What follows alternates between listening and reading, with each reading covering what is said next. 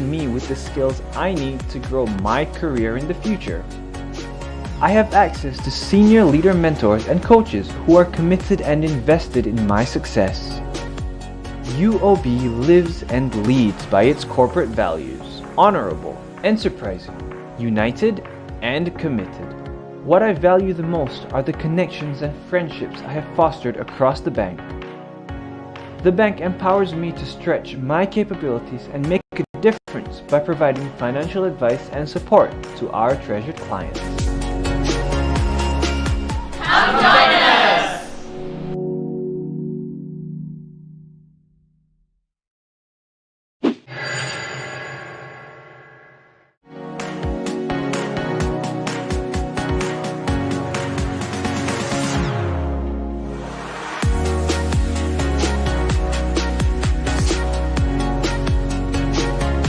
I joined UOB because the regional exposure has widened my perspectives of the banking ecosystem.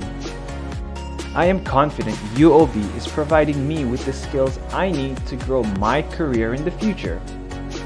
I have access to senior leader mentors and coaches who are committed and invested in my success. UOB lives and leads by its corporate values: honorable, enterprising, united, and committed. What I value the most are the connections and friendships I have fostered across the bank.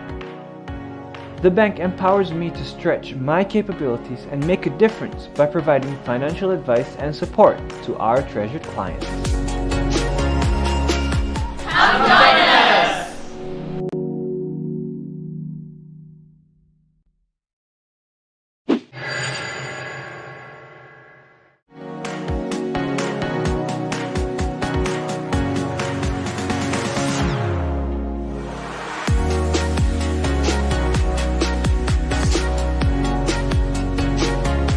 I joined UOB because the regional exposure has widened my perspectives of the banking ecosystem. I am confident UOB is providing me with the skills I need to grow my career in the future.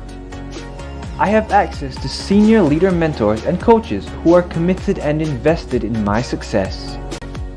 UOB lives and leads by its corporate values: honorable, enterprising, united, and committed.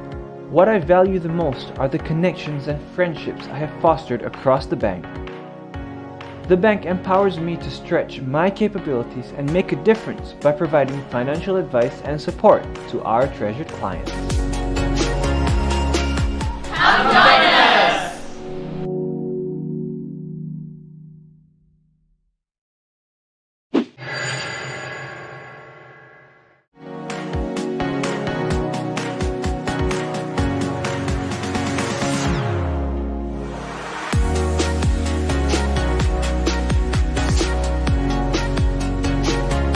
I joined UOB because the regional exposure has widened my perspectives of the banking ecosystem. I am confident UOB is providing me with the skills I need to grow my career in the future. I have access to senior leader mentors and coaches who are committed and invested in my success. UOB lives and leads by its corporate values: honorable, enterprising, united, and committed. What I value the most are the connections and friendships I have fostered across the bank.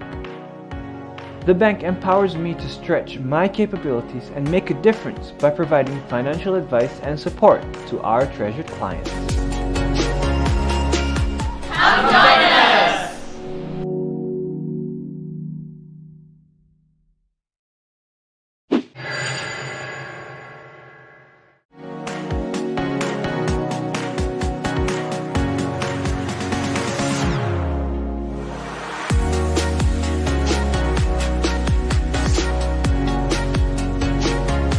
I joined UOB because the regional exposure has widened my perspectives of the banking ecosystem.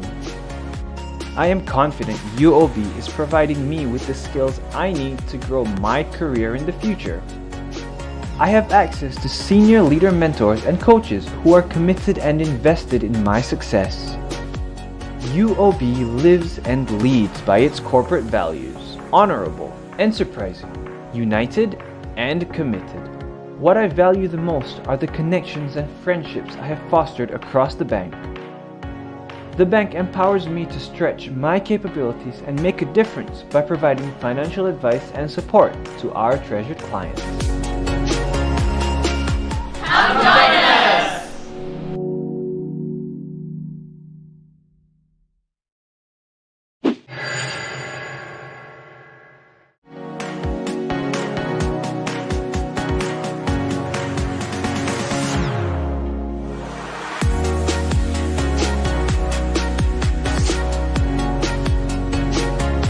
I joined UOB because the regional exposure has widened my perspectives of the banking ecosystem. I am confident UOB is providing me with the skills I need to grow my career in the future. I have access to senior leader mentors and coaches who are committed and invested in my success. UOB lives and leads by its corporate values: honorable, enterprising, united, and committed. What I value the most are the connections and friendships I have fostered across the bank. The bank empowers me to stretch my capabilities and make a difference by providing financial advice and support to our treasured clients. Come join us!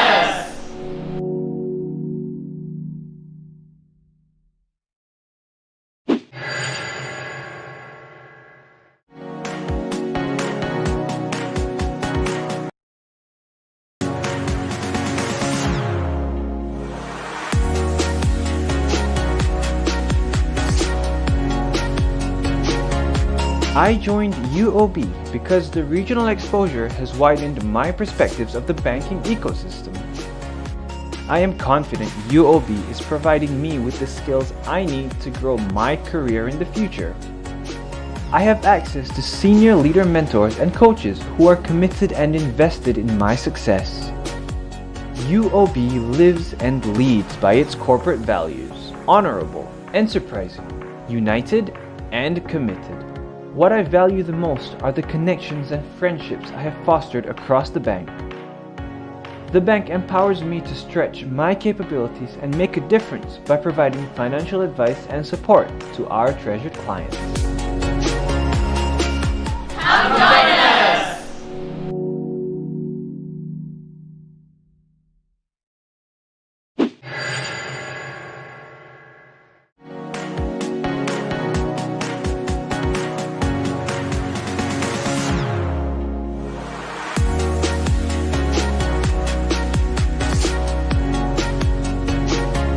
I joined UOB because the regional exposure has widened my perspectives of the banking ecosystem. I am confident UOB is providing me with the skills I need to grow my career in the future.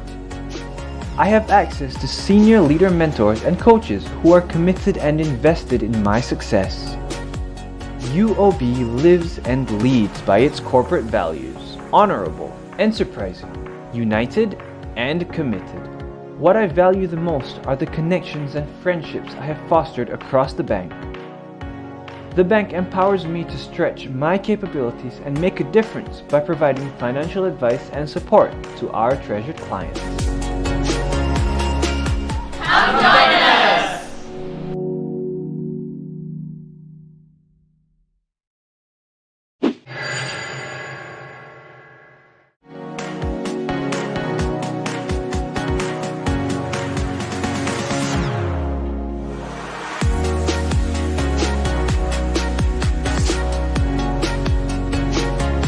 I joined UOB because the regional exposure has widened my perspectives of the banking ecosystem. I am confident UOB is providing me with the skills I need to grow my career in the future. I have access to senior leader mentors and coaches who are committed and invested in my success. UOB lives and leads by its corporate values: honorable, enterprising, united, and committed. What I value the most are the connections and friendships I have fostered across the bank. The bank empowers me to stretch my capabilities and make a difference by providing financial advice and support to our treasured clients. Come join us!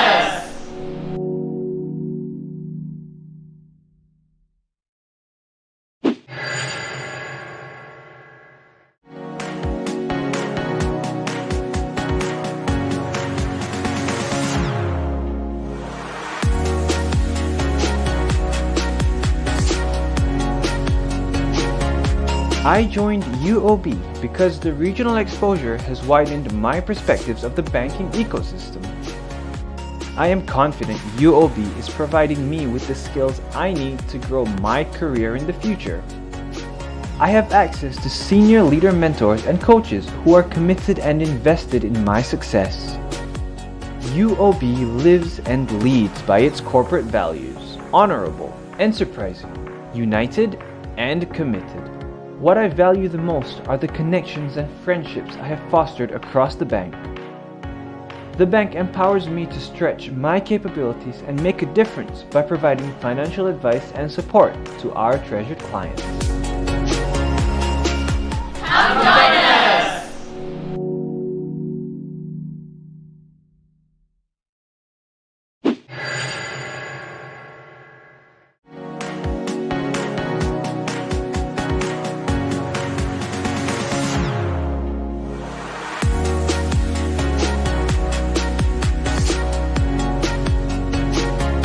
I joined UOB because the regional exposure has widened my perspectives of the banking ecosystem. I am confident UOB is providing me with the skills I need to grow my career in the future. I have access to senior leader mentors and coaches who are committed and invested in my success. UOB lives and leads by its corporate values: honorable, enterprising, united, and committed. What I value the most are the connections and friendships I have fostered across the bank. The bank empowers me to stretch my capabilities and make a difference by providing financial advice and support to our treasured clients. Come join us!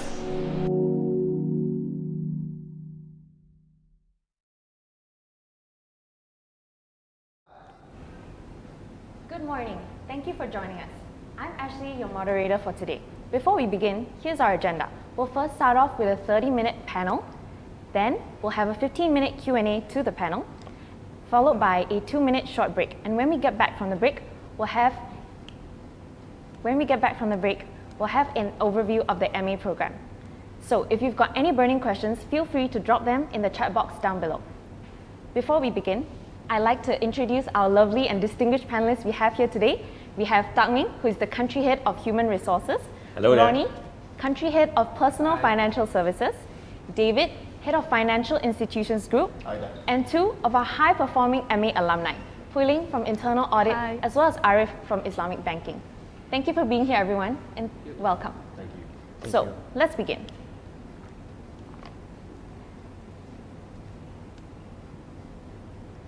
Sorry. Graduates today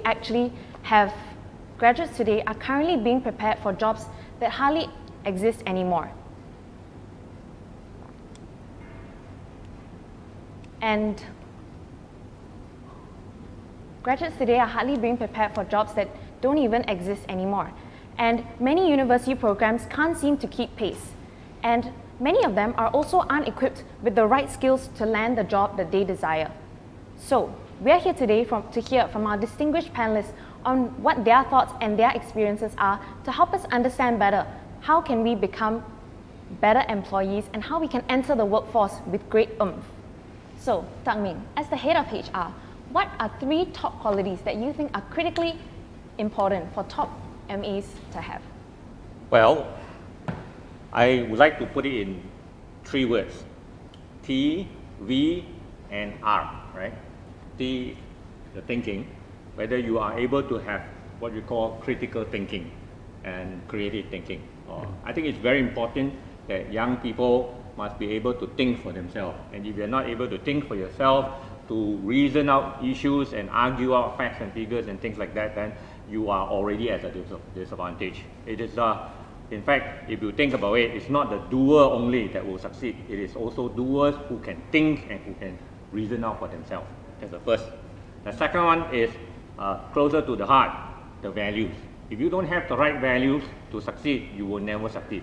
And the right values include, of course, being trustworthy, the most important thing of all. If you're not trustworthy, you don't have that willingness to give your very best, to seek to excel in what you do, then it's very unlikely that you will be able to succeed. So values are very important anchors. Without the values, you're not likely to be able to find your true path as you move towards a career of your own choice. Thirdly, is about grit, or what we call resilience. How do you stay true when things get difficult? How do you persevere when things are not working out for you? And despite all the challenges, to be a success. I'm sure later on you will have the chance to talk to my two colleagues here who have come through the ranks as our management associate, and how they themselves have gone through difficult times and have succeeded. We'll talk to them and find out more about what it means to have that kind of resilience to cope when things are difficult. Thank you, Dr. Ming. Could you maybe elaborate a little bit more on what exactly do you mean by creative thinking? What is creative thinking? Well, to think outside the box, to look at alternatives, rather than to just assume that that is the only way of doing things. I always believe that when you are posed with a particular situation, you should always be asking the question, why? Why are we doing this? Is there another alternative? Is there a better way to do this? And if you can start to think about alternatives all the time, then you will always find a new way of doing things that will make what you're doing more efficient and more effective. Thank you so much, Dr. Ming. Welcome. So we'll actually move on to Ronnie. As I understand, many MAs who have come through UOB have actually rotated to PFS, Personal Financial Services. Yeah. So we're just a little bit curious. Actually, Ronnie, how do you prepare them for the real world, and how do you teach these MAs? Okay, let me give you a real life story. Okay, but first of all, I think most graduates today, when they hear the word banking, they were never keen to take a banking job, right? So let me tell you what's banking all about. And in that context, let me explain to you what's personal financial services all about. And I'll give you a good real life example. Let's say I have two groups of people. The first group are people like, for example, the rich and famous like John Legend, if you know who John Legend is, Adam Levine, and perhaps Taylor Swift. Closer to home, maybe perhaps Yuna. He's a Malaysian, but she's a singer based in New York, for example, right? And closer to home, people like me and Tamin can relate to, maybe Sheila Majid. Oh yeah, right, Sheila Majid. That's the first group, okay? The second group of people are people like Nicolas Cage, number one. Second one could be the late, maybe Michael Jackson, all right? Now, there's a similarity between the first two groups. Number one, they are popular and famous. But there's a difference as well between these two groups. The first group is rich and wealthy. The second group is not. All right, and that's why the late Michael Jackson, when he passed away, he left behind a lot of debts, okay? Nicolas Cage, today, if you notice, over the last 10 years, has been shooting film once every year because he needs to catch up with the income that he lost. Our role as financial consultants is to help people plan, build, and protect their wealth. So the customers of ours who actually adopt our philosophy belong to the first group. Those who don't belong to the second group. So there's a difference between staying wealthy and being wealthy. So our role is to plan, build, and protect their wealth, and that's a role that we have. So to answer your question, actually, we do job rotation. We train them from the facets of how to plan, build, and protect customers well. So we encourage them to basically learn from their peers, and job rotation is one of them. Number two, because wealth management, as in personal financial services job role, is kind of a professional job. So certification is one thing. We facilitate their career path. We don't force them, but we facilitate their training and career path. And I have a division called the Wealth Academy within PFS that allows people to be selected, first of all identified, selected, and we train them for certification. Certification can be CFA or IPPC, or it can be even the Chartered Banker program, right? The third one is that my leaders are given KPIs to train and to make sure they retain their talents as well. So basically, these are the three areas where I facilitate the MAs to learn from one area to another area. Broadly, it takes about 3 years for anyone to know what is PFS all about. Another 3 years to master the game. And I went through this process myself, which was about 35 years ago. Wow. Thank you so much, Ronnie. Just a quick question.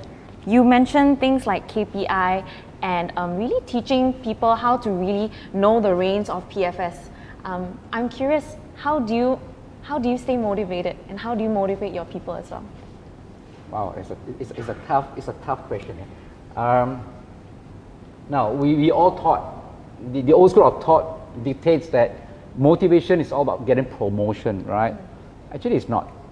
No one motivates me. I motivate my people, but my boss don't motivate me, for example. But do I need to wait for my boss to motivate me? The answer is no, right? We are all self-motivated, because when we embark onto a project or a job, we have a sense and purpose, and we all work together as a team, and we actually aim for it. So by doing this, actually we are self-motivated, because if we want to wait for people to motivate us, it won't happen, because today the whole world is under stress. If you want to wait for people to motivate us, chances are it's going to be quite difficult, because your boss, which is my boss, also needs to be motivated, right? So the name of the game is that how can we stay motivated by actually staying focused on what we are supposed to do, work as a team, know the intent of it, know the pitfalls, have a backup plan, and then look at the end state. If that end state can be achieved, that in itself is self-motivating and self-fulfilling prophecy. And we all do that together as a team, especially in the areas of PFS, where challenges are always there every other day. So working as a team is number one, the most important criteria to get everyone to be motivated. That's why I mentioned just now about we encourage the MAs to learn from their peers and from their bosses, right? And that's the reason why by doing that they stay motivated. Nothing beats first-hand experience, and nothing beats trying to avoid making mistakes along the way. And working as a team, learning together, staying focused is one way that we actually do every day. Yeah, and this is actually our mantra. Nice. Thank you so much. Thank you so much for sharing that, Ron. Can I jump in on something yeah, here? please You go ahead, mentioned Tami. just now about jobs becoming obsolete Yeah. in the near future. From a HR perspective, maybe I'd like to share a little bit about what jobs stays and what jobs don't. Right? Jobs that will become obsolete will be those that, in principle, jobs that can be repeated and can be superseded by way of artificial intelligence. Anything that is repetitive in nature, anything that is process-driven, the likelihood is that at some point AI and robotics will take over such function, and they can do it much better, much faster, much more accurately. And the fact is, human beings like us, that's why we are called human, by the way, possibly prone to errors. There's no way that any one of us can be perfect, but robotics and AI can do those jobs almost perfectly. And so if you are thinking of looking for a job that is going to be along those lines, it's not likely to be working out very well. However, I like to point out that what jobs would remain valuable will be those that require the use of EQ, your emotional intelligence. And this is where I would like to augment what Ronnie had just said. The personal wealth managers who help people with net worth, who have financial worth and things like that, are going to be there to provide personal support and guidance and provide expertise to the individuals who have funds to be used. And that's where the difference is. They could, of course, go to a robot. They have now robot advisors as well.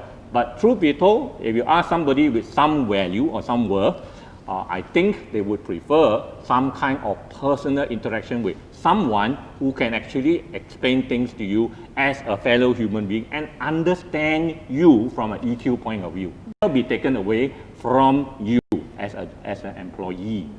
So if you are thinking of taking a job that will have a future, look for one that makes use of your emotional intelligence. And that is something no computer can take away from you.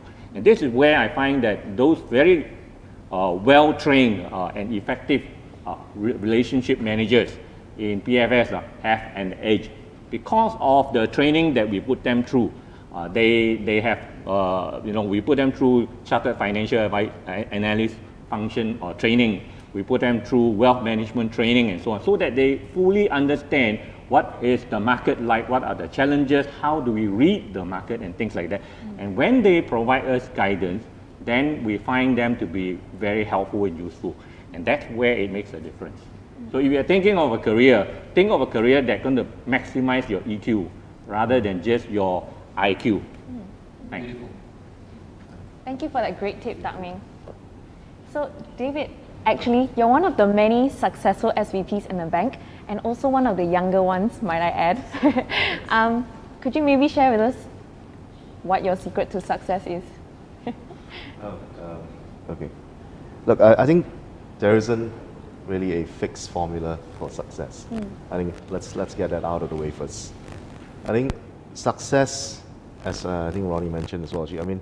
I mean, how do you quantify success? I mean, but you know, in this case, actually, I mean, let's quantify success as in progression. How do you progress in your career, in your chosen career? Actually, I think for myself, actually, I mean, I think taking myself as an example, I've never actually sort of stuck to. I've never been fixated on a certain idea.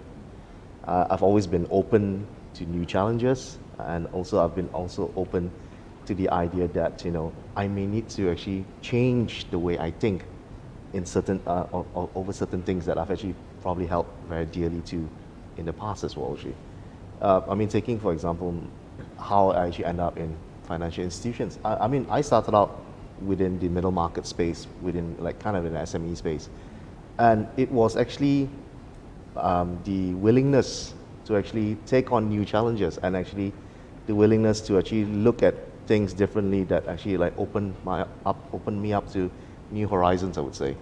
And once you've actually chosen that path, actually, as in you've chosen to go down a certain kind of path, I think nothing beats passion. I think you need to be passionate about your job. You need to be passionate about why you're doing certain things as well. Because going back to what Ronnie actually mentioned as well, because it's very important you self-motivate yourself as well. Actually. So once you're able to do that, you will succeed in whatever path that you've chosen.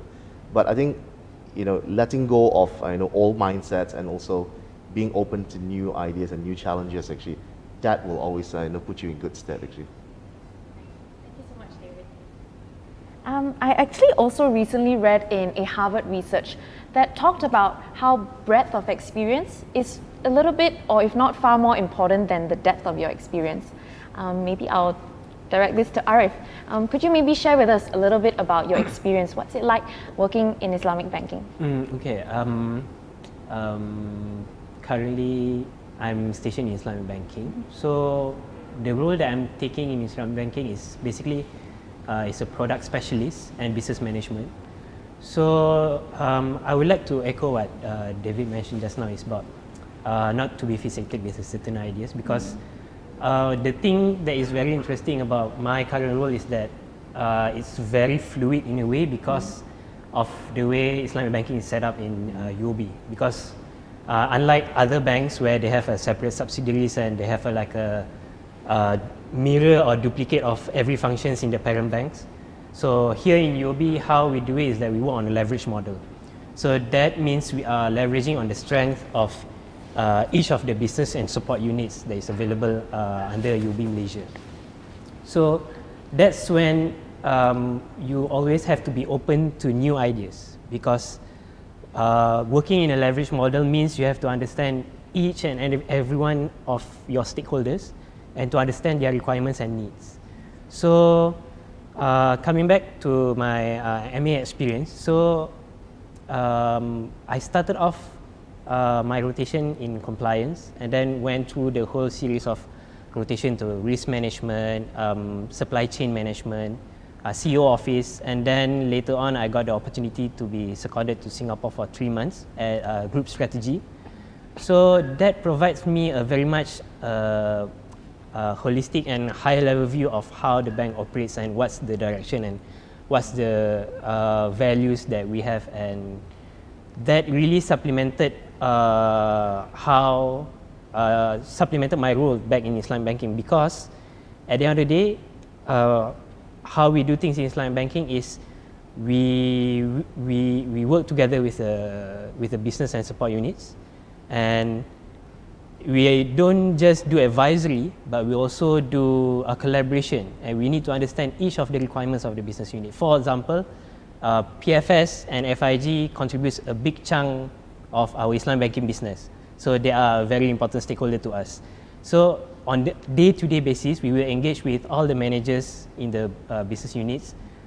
So what do you need, or what kind of things that you need in order to grow or to give the Sharia compliance solutions to our customers. So from there, we understand their requirements, and not only we try to advise or we try to structure the products, but we also give assurance that whatever that we structure is compliance to the Sharia standard that is set by the Bank Negara Malaysia. So that is very important, because at the end of the day, the compliance culture is very important.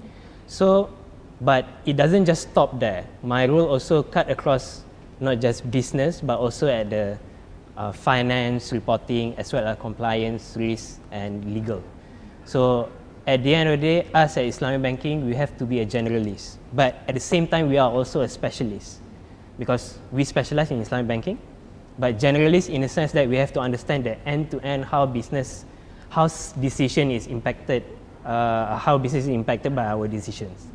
So then come the importance of not being fixated with certain ideas. Of course, top line and bottom line is important, but as well as the thought process of how do we achieve good results.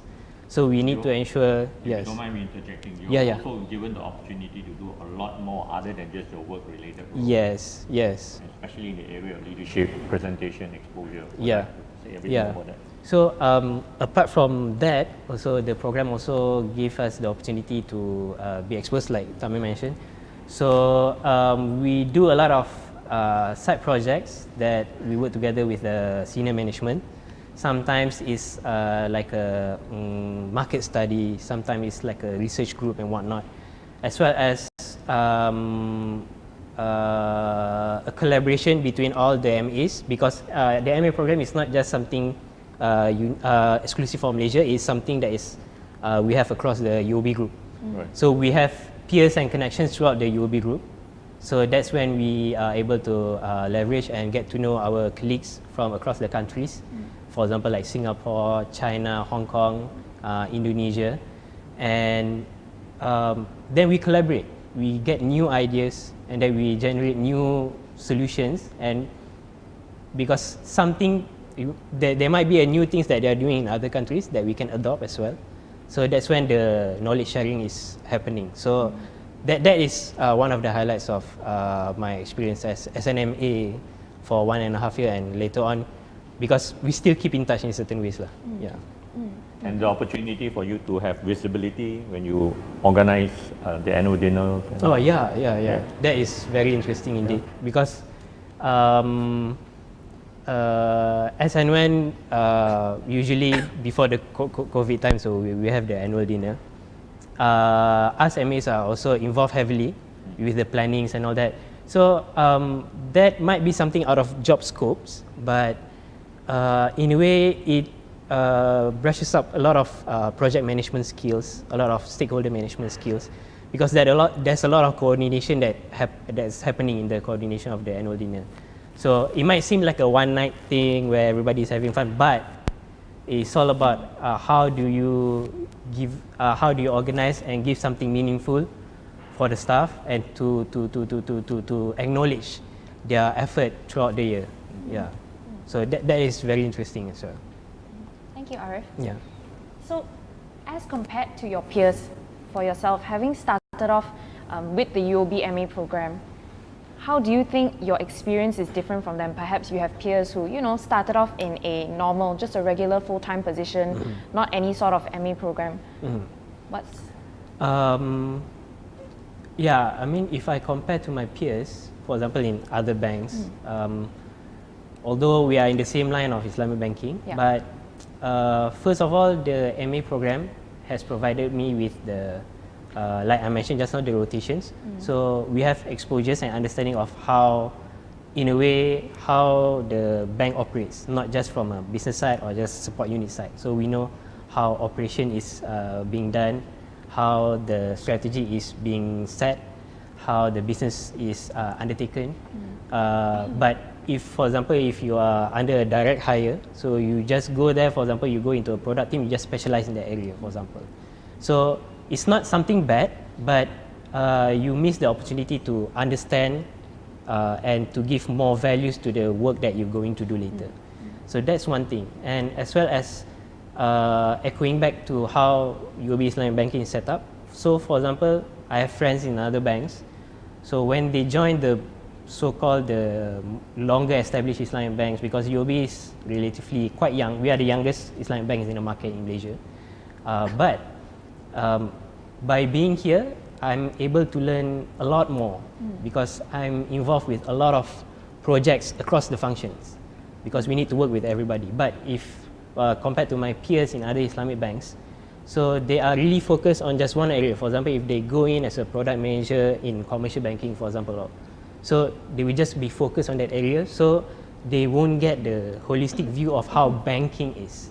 So that is, I think, the opportunity that I know that I will not get in other places except for UOB. Yeah. Nice. Thank you, Arif. Yep. So moving on to Ling. Ling is from Internal Audit and she's also an MA alumni here with UOB. Ling, I remember you've shared with me before that in Internal Audit, you actually have and conduct different and various projects annually. And also we're just a little bit curious about how do you actually thrive and how do you keep up in such a fast-paced environment? I'm truly grateful for to be taken in as part of the MA in 2014 back then. That actually has given me a lot of opportunities to learn and to grow.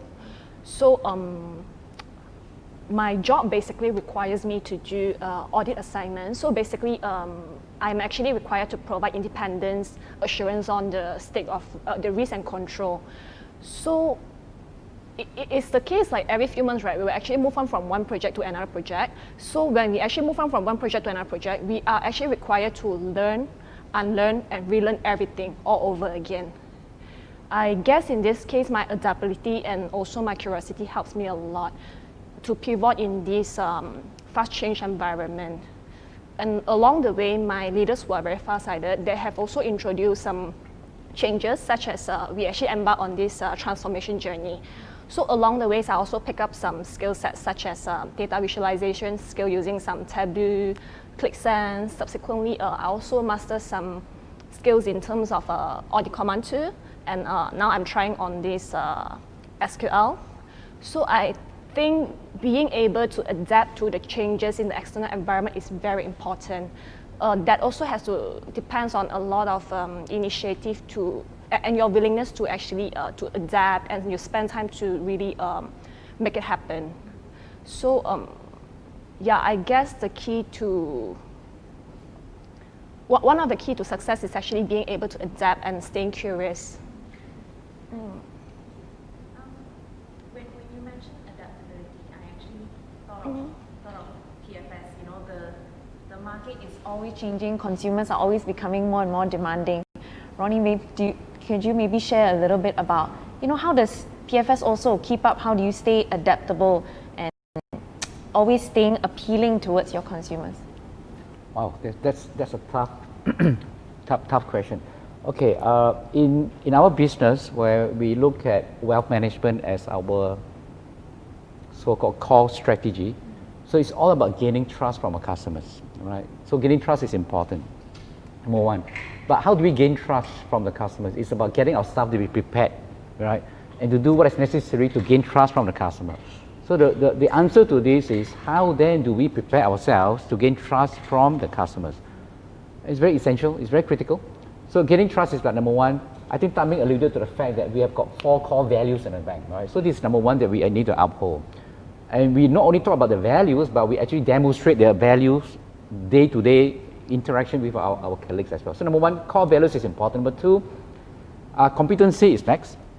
Because you can't be talking about, let's say, financial planning without being seen to be a subject matter expert, right? So competency is important. And relating to competency is certification. That's why I spoke just now and at length about the need to facilitate someone's learning mindset.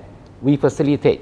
Although competency and certification is important, but we can't force everyone to be certified. So we facilitate their certification program, and we encourage them to actually take up certain courses.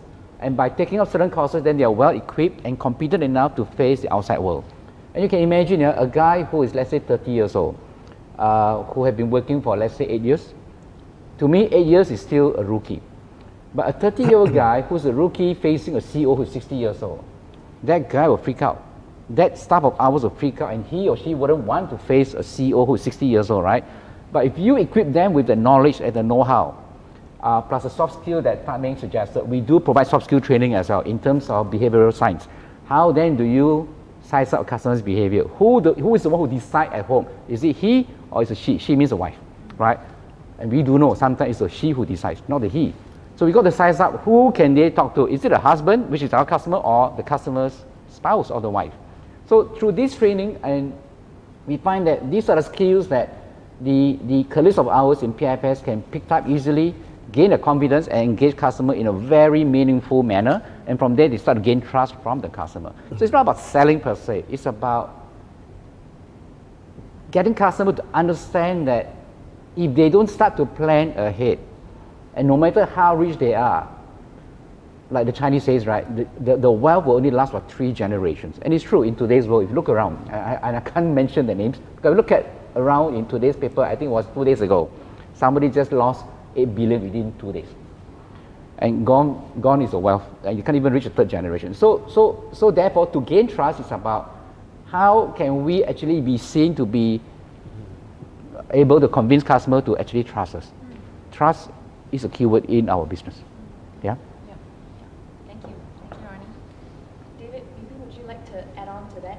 Because from my understanding is that, you know, when you have to like links it, you have to learn, you have to unlearn, and you have to relearn. It takes a certain amount of grit, like Tan Meng said. It takes a certain amount of resilience to stay adaptable. How does that look like for you? Okay. In terms of staying adaptable, I think we've come to this point in time actually where it's a case of without trying to sound too bleak here, actually it's adapt or die actually.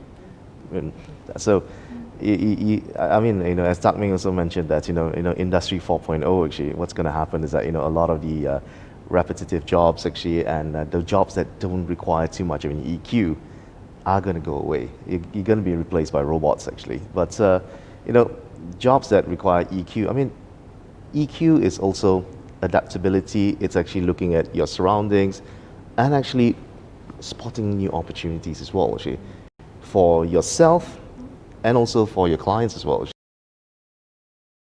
Because I think, working within, I mean, like, because I'm part of the wholesale banking umbrella actually, so the bank's actually divided into 2 parts actually. One's actually the part is the personal financial services, and then there's the wholesale banking side. So, I mean, it's a bit different from what Ronnie does actually. What we do is that we actually look after corporations, we look after SMEs as well. As you saw, these are owner-led enterprises as well.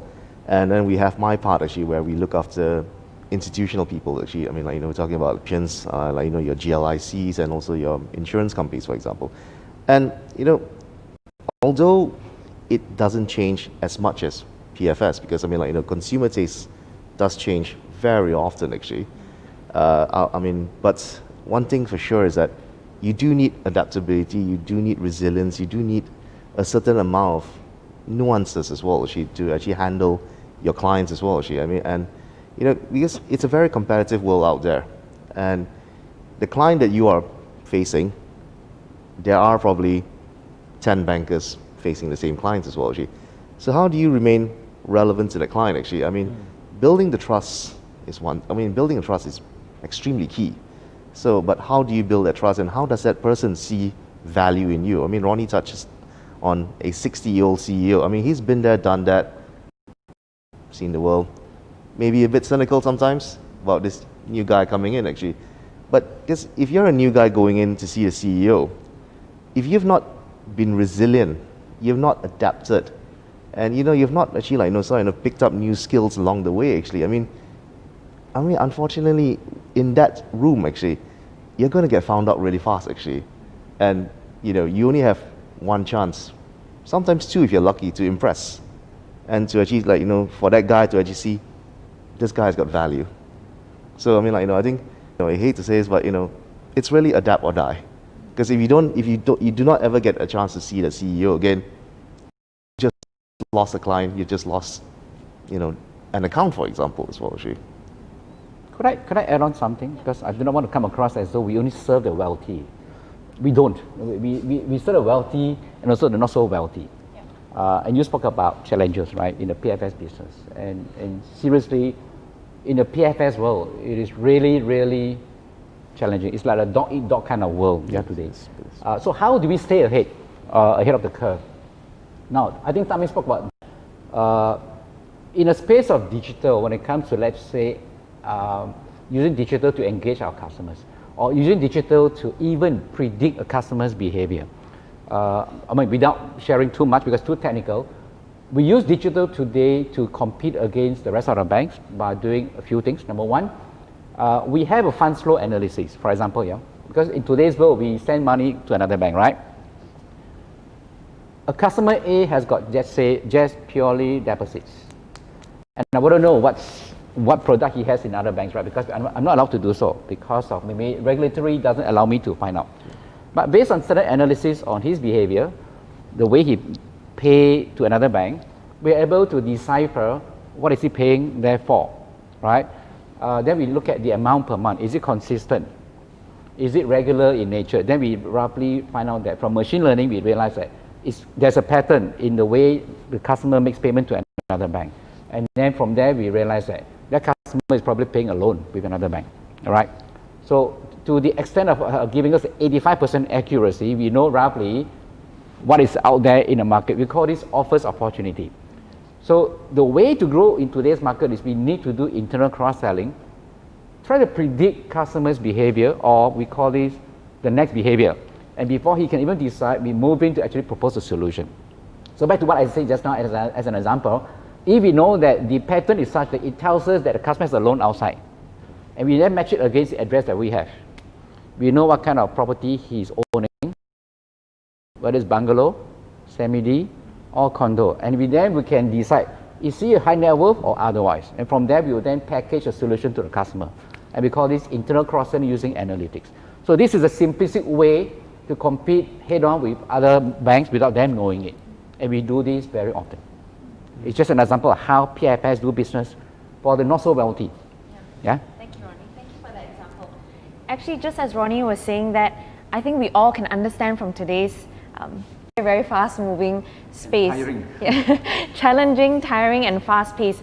So Rewarding. But rewarding. And Ronnie, Tang-Ming as the head of HR, you know, HR is actually a support function for functions such as PFS itself. So Tang-Ming, maybe you can share with us a little bit about how HR embarks to support the different businesses within the bank, because as the bank thrives, behind the scenes, there is HR that supports the business for it to thrive. I'd like to think that HR is the heart of the bank, but I don't think my colleagues here will agree with me totally. But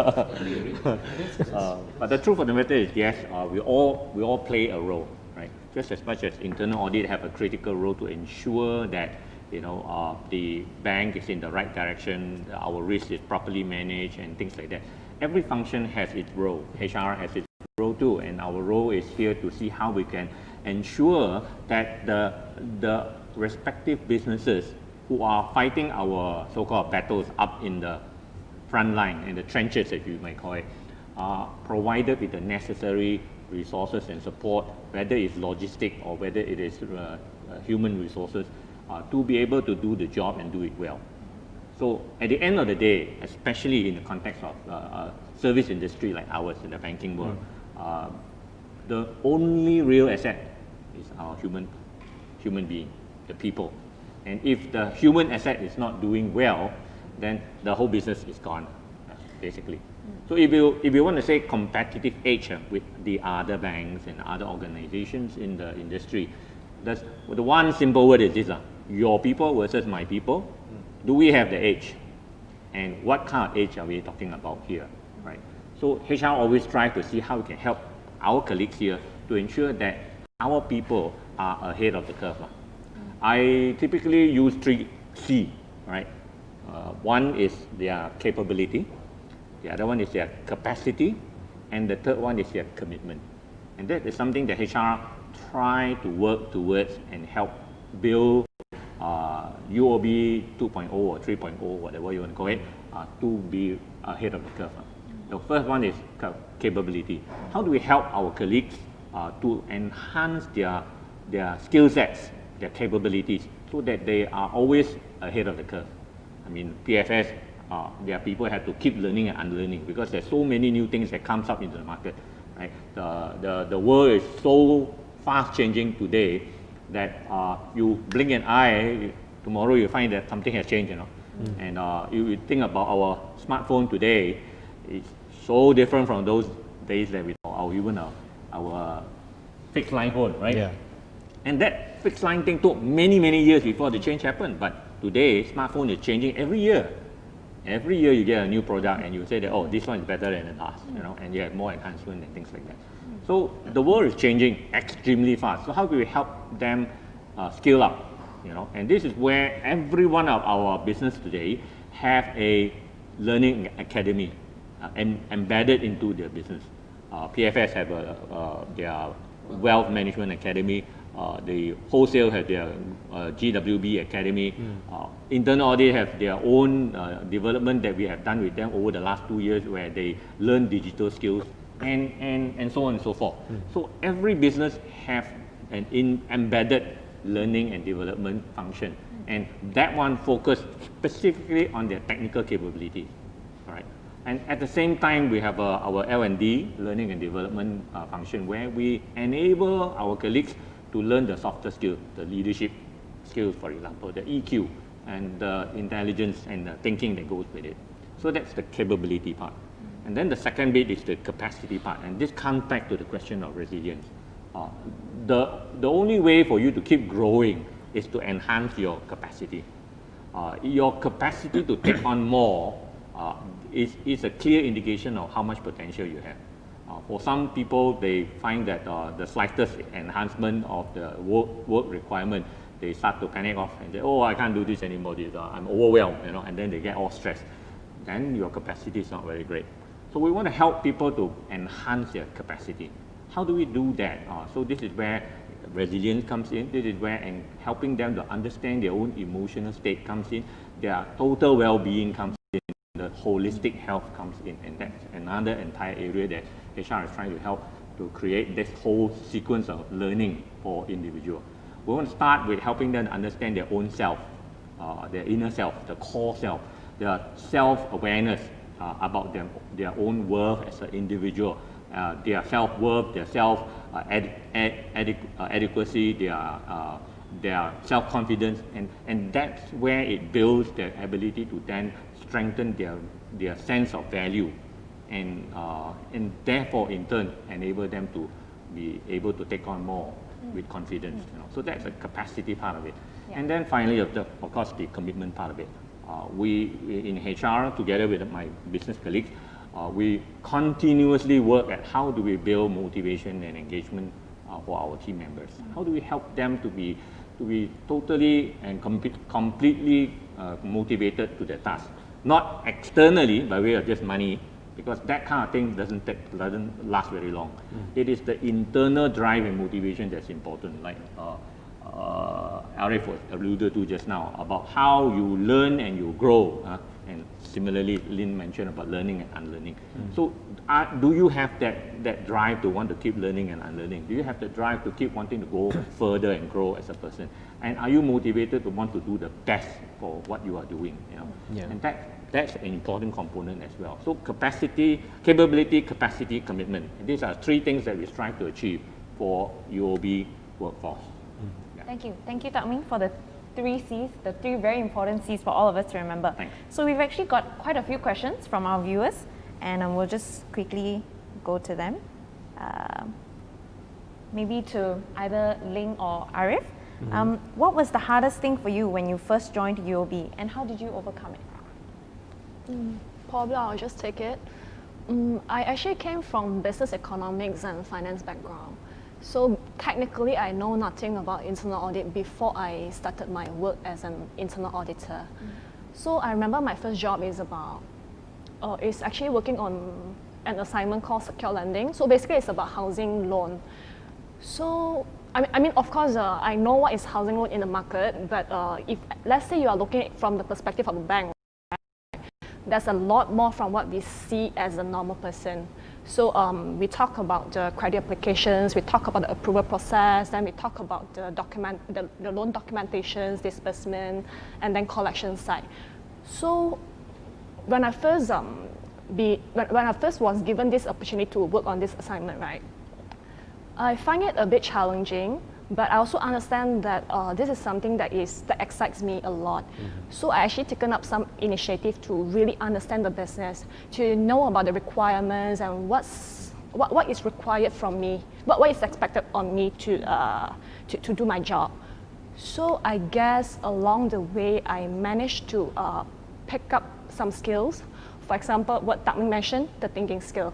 I think that's very important for us to really succeed in our career. So it's the thinking skill who actually helped me to do my job.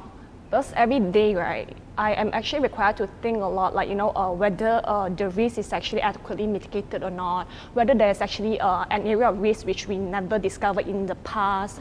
So that actually requires a lot of thinking skills. Thank you, Ling. I'm not an MA, but I'd like to jump in on this one. I really think that what she said is very, very important for all the young graduates outside there. You come with a degree and you think you know a lot. Sorry, I hope you don't feel offended. But the truth is that when you get into the job, you know nothing. That's the reality. And what Ling is saying is very true. You will find that a lot of things that is in the business are totally new to you. And you have to start learning and unlearning a lot of new things. And the only way to do that is perhaps to be humble enough to accept that learning needs to be done. And I'm sure Ling is one of those, like Arif is one of those, who have taken the initiative to actually learn and make the effort to go down to the ground, roll up your sleeve and make this subject matter become something that you own. Because if not, you will never be able to convince your stakeholder that, hey, this is a problem here, we need to do something about it. Your stakeholder will look at you, what do you know? So you have to be able to know your subject matter very well and then be able to then comment on it. Without knowing your subject matter, you can't comment. So there is the need for that breadth of learning, which allow you to see the connectivity between all the different aspects of the bank, and then make you a lot more aware how this links to that and how that links to this and why it can cause problem if you don't do something about it. Am I correct? At the same time, you need to have that depth of knowledge as well. So both are equally important in that sense. Would it be correct? Just to add on, because I'm actually guilty of that, because when you've completed your master's, right, okay, I have a master's in banking and finance. Probably I knew everything already. But the moment I got this job, I'm like, okay, there's a lot of things that actually, they will not teach you in schools.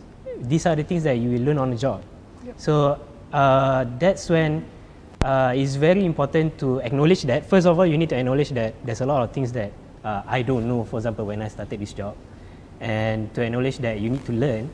And oftenly I will receive questions like, what kind of character that you need to be an MA, for example. So out of all the characters that I can think of, I think one thing is very important, which I think Ronnie, David and Takmin has mentioned just now in certain ways, is I think to be a good MA or to be a good employee of the bank is you need to have self-initiative.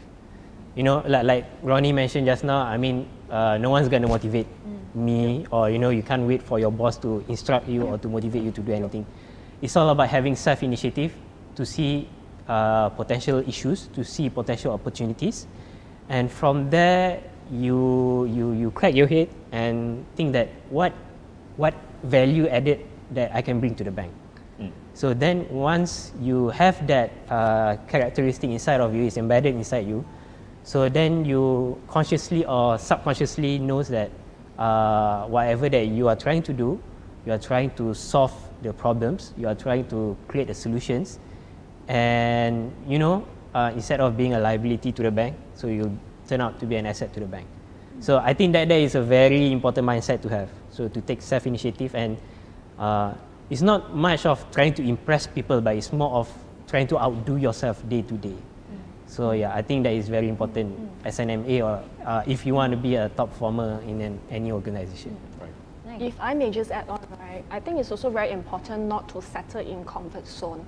I think most of the time after we get familiar with the environment, or we are actually familiar with some stuff, so we tend to settle down a bit and then get comfortable and stay in our comfort zone.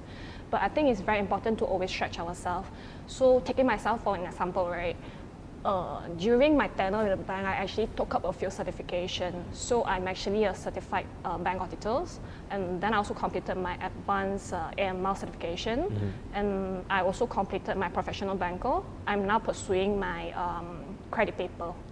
But on top of that, I'm still required to do my job, which requires me to constantly learn and unlearn everything when I move on from one project to another project.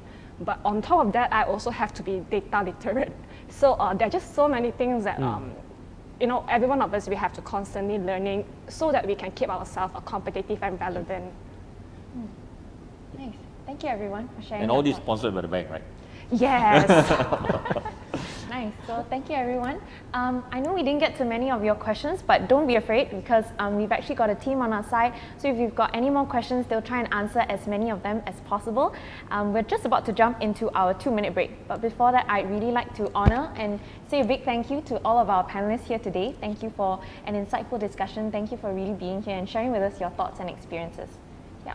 So when we get back from this 2-minute break, we'll actually give you an overview of the MA program. So in the meantime, just relax and we'll see you in 2 minutes.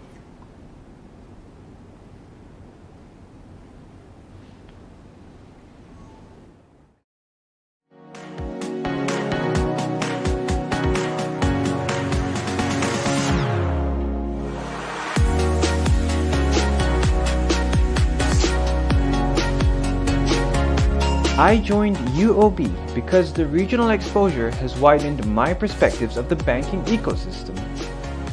I am confident UOB is providing me with the skills I need to grow my career in the future. I have access to senior leader mentors and coaches who are committed and invested in my success. UOB lives and leads by its corporate values: honorable, enterprising, united, and committed. What I value the most are the connections and friendships I have fostered across the bank. The bank empowers me to stretch my capabilities and make a difference by providing financial advice and support to our treasured clients. Come join us!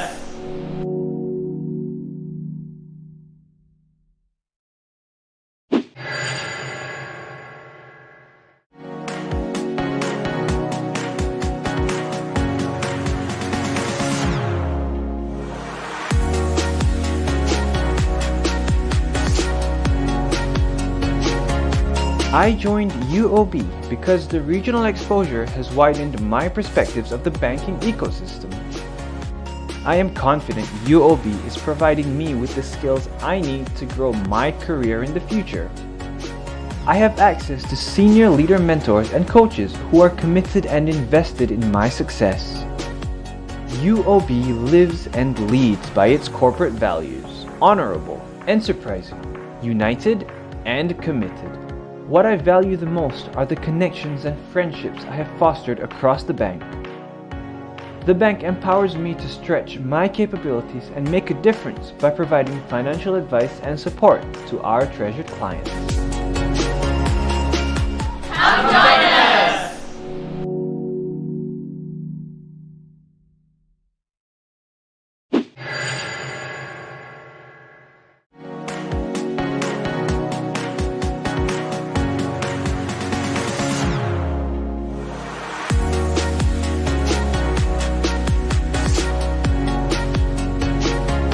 I joined UOB because the regional exposure has widened my perspectives of the banking ecosystem. I am confident UOB is providing me with the skills I need to grow my career in the future. I have access to senior leader mentors and coaches who are committed and invested in my success. UOB lives and leads by its corporate values: honorable, enterprising, united, and committed. What I value the most are the connections and friendships I have fostered across the bank. The bank empowers me to stretch my capabilities and make a difference by providing financial advice and support to our treasured clients. Come join us!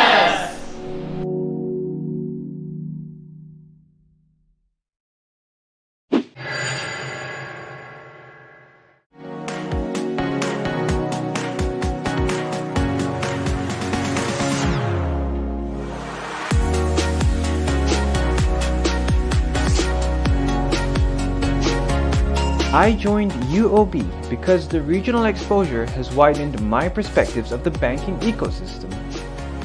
I am confident UOB is providing me with the skills I need to grow my career in the future. I have access to senior leader mentors and coaches who are committed and invested in my success. UOB lives and leads by its corporate values: honorable, enterprising, united, and committed. What I value the most are the connections and friendships I have fostered across the bank. The bank empowers me to stretch my capabilities and make a difference by providing financial advice and support to our treasured clients. Come join us!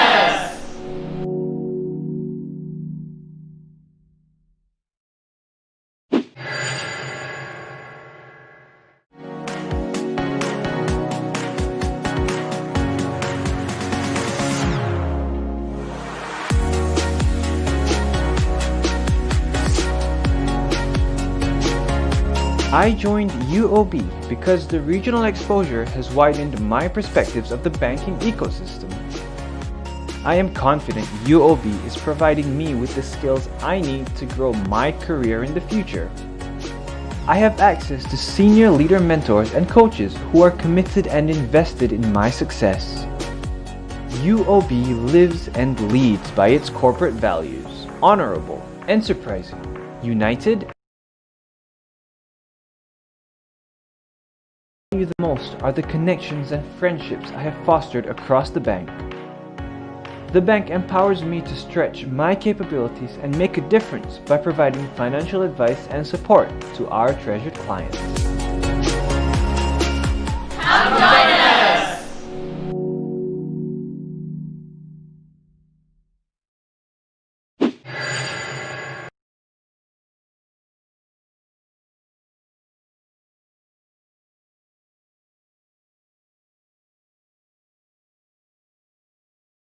We are now going to give you an overview of the MA program. I have with me here Talent Acquisition Manager Maisara, as well as myself. So we're just going to share a little bit more about the UOB MA program. So this MA program is actually an 18-month program. There are 6 rotations throughout the 18 months. So you'll actually get a feel and get to know and understand the bank a little bit more. You'll gain and acquire understanding as well as knowledge. And then after that, you'll also get to experience and to apply this knowledge that you've learned throughout the program. And of course, all throughout the 18 months, you have the opportunity to interact as well as meet with senior leaders. Yeah, so Maisara is actually just going to go through and tell you a little bit more about what each rotation is about. Yeah. But you say it all throughout first. All right, so basically all the MAs will be going through 6 different rotations. So I think Ashley can actually give more elaboration on how the rotation will look like. Yeah. So, so like we said, 6 rotations. So the first, as well as the last, which is the 6th, would actually be a home division. And what that means is basically you would pick a department in the bank, a department of your choice that you would like to be based in to call your home.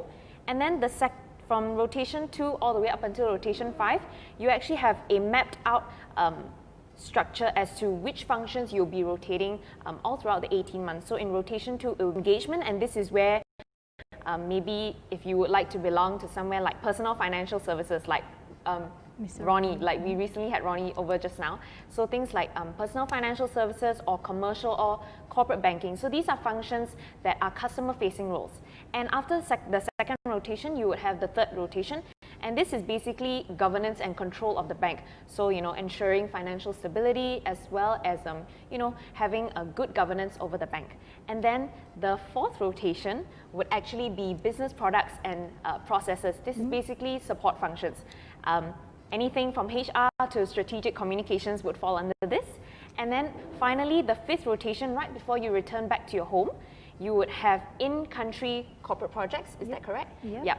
And these would be functions such as the CEO's office, where you have, again, the opportunity to meet with senior leaders and as well as really know how to manage in-country corporate projects and support the organization better. Yeah.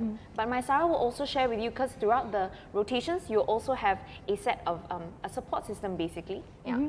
So for the MAs, throughout the 18-month, right, all MAs will be assigned to multiple projects and then even self-development programs. Throughout, receive a lot of training, classes even. So and then since it's a regional program, they will be exposed to regional projects. So regional projects and then also regional rotation. So some of our MAs actually rotated to Singapore or Thailand even. And one of the bonus of the program is the support system that we provide, the in-house support system. Note that some people are, we would like to also meet more candidates who are have a balance of co-curricular involvements and also academic achievements. Another main requirement would be you'll need less than 2 years of working experience, since this management associate program is meant for graduates, so we'll keep it to 2 years of working experience maximum. Just before we elaborate on the application process and the steps that you actually have to go through, I know Maisara actually mentioned earlier on, she talked about regional exposure and regional projects. So just to give you a little bit of a better idea of what that means, is basically UOB actually provides us with a platform, the opportunity actually to be able to go out to not only maybe visit other countries where UOB is a bank, opportunity to meet with other MAs or other colleagues of yours from around the world, you know, anywhere from Thailand, China, Hong Kong, Malaysia and Singapore. So I really think the regional exposure is a great plus point of the MA program. But yes, we will continue on. We're going to talk about the 5 steps for the MA application. Yeah, so basically when you start applying, right, you'll receive a link to the online assessment. So you'll need to attempt that together with a video interview. So once you've completed all the assessments, then you'll be invited to our Management Associate Assessment Center. So we've done it physically before, but with the current condition of the COVID-19 and pandemic basically, so we arrange it to be virtual now. So I think Ashley would be able to share more about her experience going through the assessment center. The assessment center is actually a very interesting stage. Essentially, just think of it as a simulation of being on the job. So imagine that, oh, you know, before you start your real job, this is actually the simulation. So the assessment center is perhaps maybe only half a day long, and you've got 3 parts to the day. So you actually have a time where you have a group discussion, and then after that you also have a role play, where you are actually, imagine you're in a business situation, and the assessors just really want to see how you function and really how you operate in a business situation and how you overcome business problems perhaps. And then finally you'll have an individual presentation on the assessment center day itself to really showcase, you know, how you present and how you really express your thoughts and yourself. Yeah, so the assessment center is interesting, and I also think it's a good experience for everyone and every applicant to really go through to help you understand better. All right, thank you very much, Ashley, for sharing. So after the candidates have gone through the assessment center stage, you'll be going through the final stage, which is the panel interview stage. So we'll be arranging interviews with the senior management so that you can meet them personally and just have a chat with them more or less. So after you complete all the steps, then we'll gladly offer you the position of the Management Associate program. Yep. Right. Anything else? Okay. So that's pretty much how the MA program goes, and that's the application process. Do feel free again to, you know, drop any questions if you have anything to know about, if you would like to know anything about how to apply, you know, what's going to happen after I've applied. You are always free to drop it down in the chat box below. We've got a team to answer all of your questions. But if not, we really wish you all the very best, and really thank you for tuning in today, and we hope to see you soon. Thank you very much. Yeah.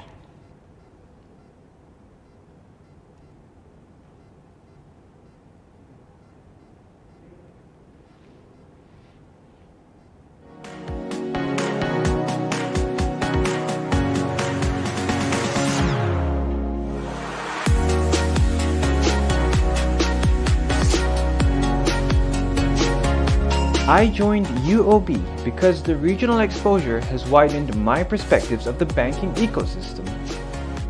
I am confident UOB is providing me with the skills I need to grow my career in the future. I have access to senior leader mentors and coaches who are committed and invested in my success. UOB lives and leads by its corporate values: honorable, enterprising, united, and committed. What I value the most are the connections and friendships I have fostered across the bank. The bank empowers me to stretch my capabilities and make a difference by providing financial advice and support to our treasured clients. Come join us!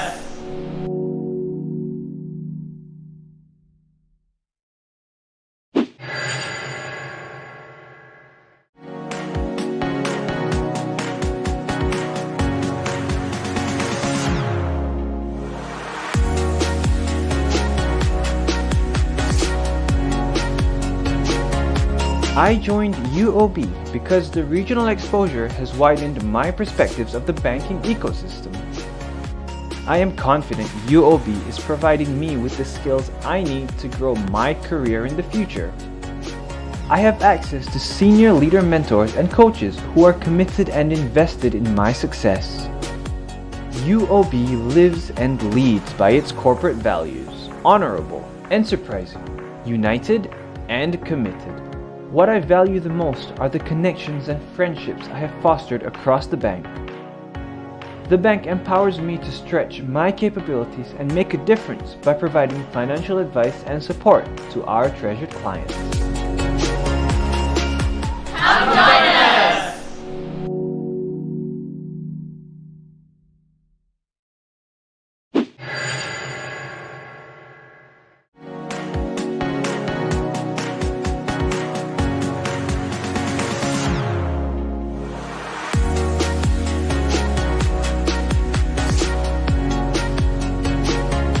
I joined UOB because the regional exposure has widened my perspectives of the banking ecosystem. I am confident UOB is providing me with the skills I need to grow my career in the future. I have access to senior leader mentors and coaches who are committed and invested in my success. UOB lives and leads by its corporate values: honorable, enterprising, united, and committed. What I value the most are the connections and friendships I have fostered across the bank. The bank empowers me to stretch my capabilities and make a difference by providing financial advice and support to our treasured clients. Come join us!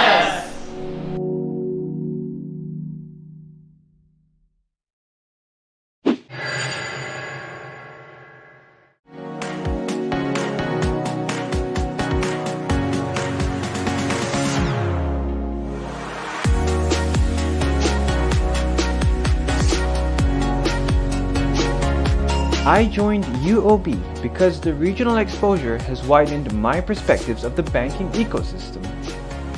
I am confident UOB is providing me with the skills I need to grow my career in the future. I have access to senior leader mentors and coaches who are committed and invested in my success. UOB lives and leads by its corporate values: honorable, enterprising, united, and committed. What I value the most are the connections and friendships I have fostered across the bank. The bank empowers me to stretch my capabilities and make a difference by providing financial advice and support to our treasured clients.